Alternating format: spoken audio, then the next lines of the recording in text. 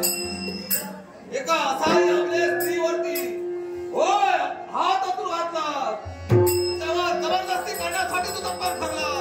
एवढाच नव्हे तर ब्राह्मण कन्या चंद्रवदना तिच्या जीवनाशी तू खेळला, तिचा जीवन तू विस्कळीत केला।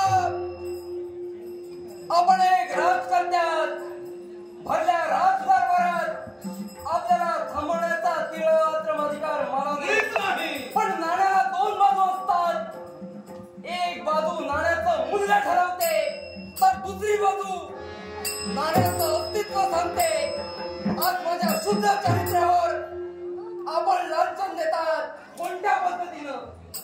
मृगसे तर का आपला नाणच खोटं निघालं, त्या दोष आपण स्वतःला देऊन उपयोग नाही। अरे काय संस्कार तुझ्यावर मी केले, अरे माझी प्रतिमा मी तुझ्या तपाहिली, क्षत्रिय कुलांचा कलंक लागून गेलास तू। दादा मला सांगो, धर्मशास्त्रानुसार आर्य प्रणालीनुसार सारे वेद किंवा साऱ्या प्रणाली कोणत्या 4 वर्णात विभागल्या गेल्या?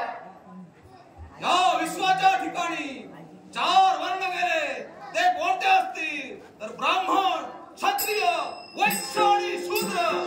या चतुर्वर्णाचा न्यायाधीश हा नीलध्वज आहे। बोललात दादा। ब्राह्मण, क्षत्रिय, वैश्य आणि शूद्र या 4 वर्णात साऱ्या विश्व विभागलं गेलं। धर्मशास्त्रानं त्याला मेध आणि मर्यादा असल्या, मग त्याचं उल्लंघन आपण का करतात? मृगसे या ब्राह्मण भूपती आहेत असं जरी असलं तरी ते अहिंसा असल्या कारणानं तापमान आमच्या हाती आहे, त्याचं रक्षण करण्याची जबाबदारी आम्हा क्षत्रियांची आहे। आणि याच नंतर या चंद्रवदनेवर केलेला अपघात त्याचं शासन तुला मी घडणार आहे। हो ब्राह्मण नारी प्रतिपालन क्षत्रियाचं ब्रीद आहे, त्या वचनाला मी जागलो। कारण ब्रह्मदेवाच्या मुखापासून जन्मले ते ब्राह्मण, हस्तापासून जन्मले ते क्षत्रिय, मांड्यापासून जन्मले ते वैश्य आणि पायापासून जन्मले ते शूद्र।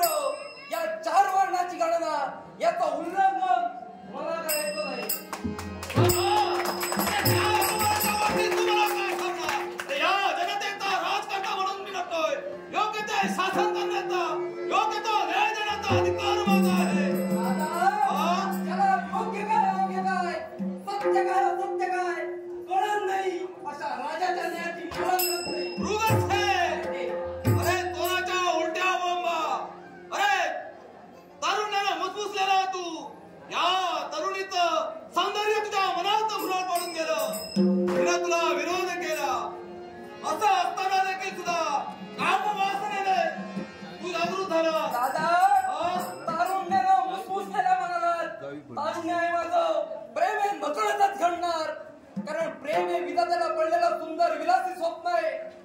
प्रेमावर कुणाचा अधिकार नव्हे, स्त्रीच्या तनाशी किंबहुना मनाशी घेण्याचा जातीवंत पुरुषाला 3 मात्र अधिकार जाईल, तेच मी केलंय।